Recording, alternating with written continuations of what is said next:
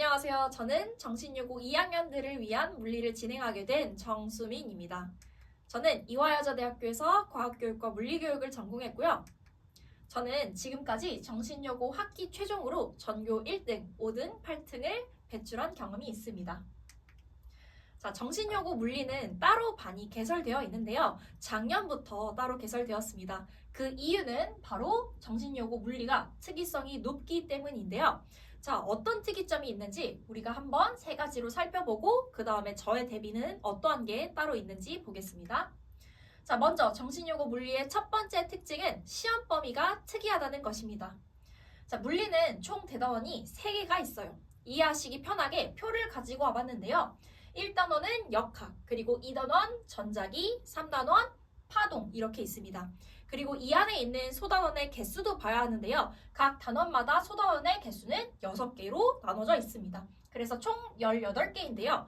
일단 다른 타 학교, 일반 학교들은 시험 범위가 어떤지를 한번 볼게요. 자, 보통 학교들 같은 경우에는 1단원의 역학 있잖아요. 이 단원을 1학기 내내 나가게 돼요.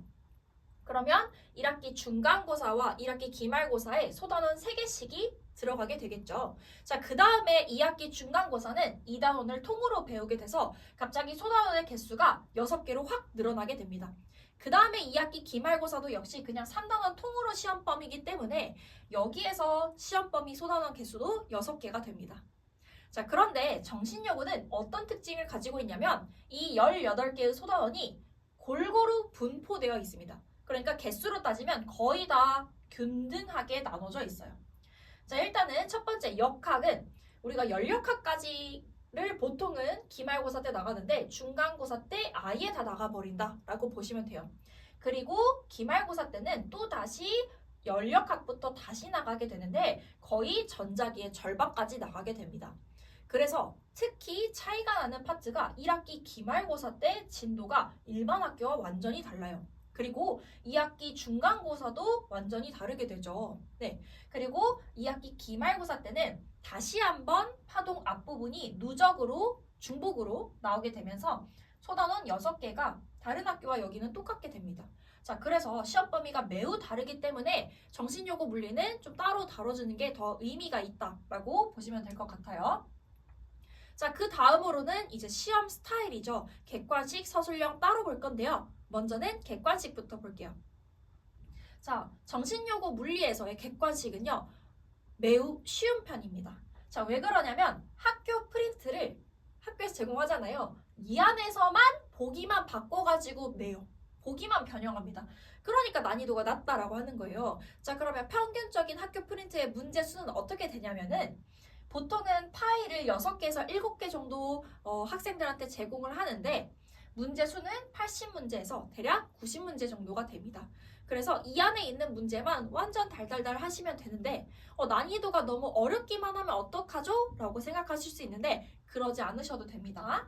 일단은 학교 프린트의 문제 출처가 시중 문제집, 우리 완자 많이 들어보셨죠? 그리고 고3 모의고사, 그 다음에 EBS 교재가 있는데 수특이든 수완이든 나와요. 자, 그런데 이 중에서 가장 잘 나오는 것은 무엇이냐 하면은 사실 시중 문제집 있잖아요. 완자 수준의 문제집이랑 이 고3 모고가 거의 비등비등합니다.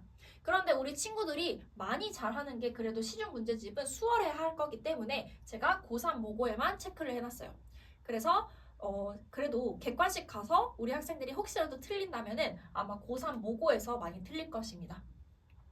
자, 그러면은 이 객관식은 학교 프린트에서만 변형이 되니까 두드러지는 특징이 있는데요. 여기는 정신여고는 후천적인 노력으로 등급을 잘 받을 수 있어요. 다른 학교들 같은 경우에는 어느 정도 좀 노력보다는 실력이 더 중요한 파트인데 여기는 노력으로도 다 커버가 가능하다라고 희망적인 말씀을 드릴 수 있고요. 그 다음에 몰라서 틀린다기보다는 객관식은 정말 실수로 틀립니다. 안 본 문제가 없어요. 다 봐본 문제들이 나와요. 자, 예시로 가지고 와봤는데요. 학교 프린트 문제인데 여기 보시면 완전 똑같이 나와요. 모든 객관식 문항이. 자, 그리고 보기 내용만 조금 바뀌었을 뿐입니다. 자, 그 다음으로는 우리가 서술형을 한번 볼 건데요. 서술형은 굉장히 어렵습니다. 제가 송파구 학교를 다루잖아요. 한 10개에서 15개 정도를 다루면 지금까지 본 송파구 학교 중에서 거의 탑2 안에 든다라고 문제라고 말씀드릴 수 있을 것 같아요. 정말 어렵고요. 일단은 문항의 배점부터 한번 볼게요. 대략 5문제 정도가 나오는데 학교의 만점은 35점 만점이에요. 그쵸? 그래서 35점 만점 중에 10점이 서술형이다 라고 보시면 돼요. 자, 그러면 서술형의 모든 문제가 어렵냐? 그러지는 않아요. 항상 한 문제, 너무 많으면 2문제 정도인데 한 문제 정도가 정말 허를 찌르게 골치 아프게 나옵니다. 굉장히 딥하게 나와요. 그래서 제가 느끼기에는 어떻게 느꼈냐면은 고등학교 수준의 서술형보다는 다루는 내용이 고등학교의 기초 물리 있잖아요. 일반 물리학을 설명하는 내용, 그걸 좀 잘 알고 있으면, 그걸 잘 서술할 수 있으면 시험을 잘 보지 않을까라는 생각이 듭니다. 그래서 살짝 논술형 같다라고도 생각을 하고 있어요. 자, 그 다음 마지막으로 4번째 특징 볼 건데요. 학교 추가 설명이 굉장히 중요합니다. 자, 5문제 중에 1문제 정도는 굉장히 어려운 문제가 나온다고 했는데 이 한 문제가 어디에서 나오냐? 학교에서 수업 때 학교 선생님이 언급을 하십니다. 그러면 학교 수업을 굉장히 잘 봐야 되겠고요. 학교 개념 PPT도 굉장히 잘 보셔야 합니다. 자, 예시로 한번 가지고 와봤는데요. 이렇게 서술형이 있습니다. 자, 보면은 특징이 어떻게 되냐? 사실 교육과정에 없는 것도 다루긴 해요. 예를 들어 회로 문제, 물투 때 나오는 회로 문제가 오히려 학교 수업 때 나오거나 그 다음에 광학 파트 있잖아요. 볼록 거울, 어묵 거울 이런 거 작도하는 것도 학교에서 수업을 해버립니다. 자, 그렇게 하고 서술형이나 객관식에 아예 출제를 해버리셔요. 그래서 학교 수업 잘 들어야 된다고 했죠. 자, 그 다음에 2번째로는 물리 공식이 나오게 된 유도 과정이나 그 내용 자체 있잖아요. 스토리를 좀 정확하게 이해를 하고 있으셔야 어느 정도 조금 응용을 하거나 아니면 이 풀이를 좀 잘 적으실 수 있어요. 그래서 이거는 교육과정 내에 있지만 좀 응용 버전이다 라고 보시면 될 것 같아요. 자, 그럼 마지막으로 우리 정신여고 등급 컷 한번 볼 건데요. 먼저는 등급 인원 한번 볼게요. 자, 물론 선택자 보통은 정신여고라면 항상 80명대 정도 되거든요. 자, 이렇게 됐을 때 1등급의 명수는 3명, 그리고 2등급의 명수는 5명이라서 2등급은 8등까지가 되고요. 3등급은 17등까지로 됩니다. 명수가 1학년 대비 확 줄다 보니 등급에 배정되는 인원도 확 줄게 됩니다. 자, 그러면 등급 컷 한번 볼 건데요. 작년 기준으로 역학이었을 때 1등급, 2등급, 3등급 컷 가지고 와봤습니다. 정신여고 물리는 35점 만점이잖아요. 그래서 35점 만점 대비 32.9, 31.8, 30.2 이렇게 됐습니다.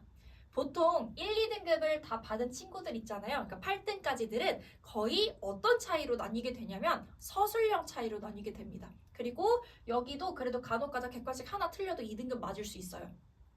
그래서 3등급부터는 조금 객관식을 많이 틀리게 됐을 때 받게 되는 등급이다. 그리고 1, 2등급들은 객관식을 거의 안 틀려야 된다. 하나 틀려도 그래도 2등급일 수도 있기는 해요.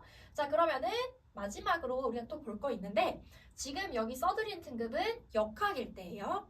자, 그러면은 2학기 때로 가면은 조금 높아지는데 1점씩들은 높아지게 됩니다. 네, 정신여고 물리 특징 정리 지금까지 본 거 그냥 4가지로 다시 한번 정리해봤어요. 일단은 시험 범위가 다르다. 그리고 객관식은 학교 프린트가 변형되기 때문에 노력으로 충분히 커버가 가능하다.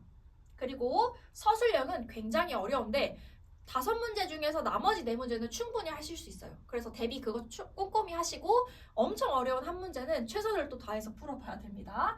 그래서 제일 중요한 건 일단 뭐다? 교과서와 학교 수업이 좀 중요합니다. 그리고 정신여고는 틀린다면은 항상 실수로 좀 많이 틀립니다. 특히 객관식. 그래서 우리 친구들 좀 잘 하셔야 되고요. 이제 저의 대비를 좀 설명을 드릴 건데 제가 정신여고 선배로부터 편지를 받은 적이 있어요. 근데 이 편지 부분이 저의 어떤 부분이 특히 두드러지는지를 설명해 주는 것 같아서 가지고 와봤습니다. 자, 일단 첫 번째 뭐라고 되어 있냐면 칙보 자료 정말 짱이다. 그래서 돈 주고도 살 수 없는 것 같다. 네, 이렇게 말을 해줬고요. 그 다음에 2번째, 쌤이 직접 만든 프린트 변형 문제는 적중률이 높대요. 그래서 제가 학교 프린트도 변형할 거고요. 그 다음에 여기 마지막 부분, 선생님 아니었으면 서술형 한 문제도 못 풀었을 거예요. 이렇게 돼 있는데 서술형 대비도 따로 해줍니다. 자, 그러면 어떤 부분이 있는지 한번 볼게요. 자, 일단 저의 기본적인 물리 대비는 물리학 원 연합반 설명회를 보시면 되고요. 여기에 있는 내용들은 정신여고를 위해서 추가로 더 해주는 것들만 적어놨습니다. 일단 첫 번째, 중요한 건 정신요구 기출이에요. 학교의 특징이 특이점이 높을수록 기출 보는 게 되게 중요하거든요. 그래서 기출 몇 개년짜리 풀어보면서 분석하고 설명해 드릴 거고요. 어떤 포인트가 중요한지. 자, 그 다음에 두 번째로는 학교 교과서 되게 중요합니다. 그래서 학교 교과서를 익힐 수 있는 자료 같은 거 제공해주고 막판 가서는 어떤 페이지를 특히 봐야 하는지도 짚어드립니다. 자, 그 다음에 세 번째 볼게요. 정신요구 서술형 대비를 한다. 네, 이제 정신요구만 따로 우리가 수업을 할 수 있기 때문에 서술형 수업을 내신 대비 안에 녹여낼 수 있어요. 그래서 연습할 수 있는 문제도 굉장히 많이 제공을 해줍니다. 네, 마지막으로는 학교 프린트 변형 모의고사인데요. 우리 학생들 학교 프린트 반복해서 한 최소 3회 정도는 풀리게 하거든요. 많으면 7회까지 풀기도 합니다. 자, 그래서 3회에서 7회까지 반복한 이 문제가 잘 숙달되었는지 확인할 수 있게, 그리고 지금 미리 시험 풀어본다는 마음으로 풀어볼 수 있게 제가 학교 프린트를 보기를 또 변형하는 모의고사를 진행할 거예요. 이런 식으로 예시 사진 가지고 와봤는데요.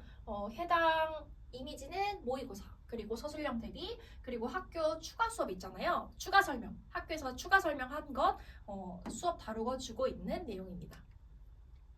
네, 그러면 정신요구는 정신요구에 맞는 내신 대비로 저와 함께 하면 좋을 것 같은데요. 자, 시간표는 수요일 4시부터 7시까지고 잠실관에서 진행이 됩니다. 자, 그러면 우리 개강일은 3월 10일인데요. 그때 만나도록 할게요. 이상으로 설명을 마치겠습니다.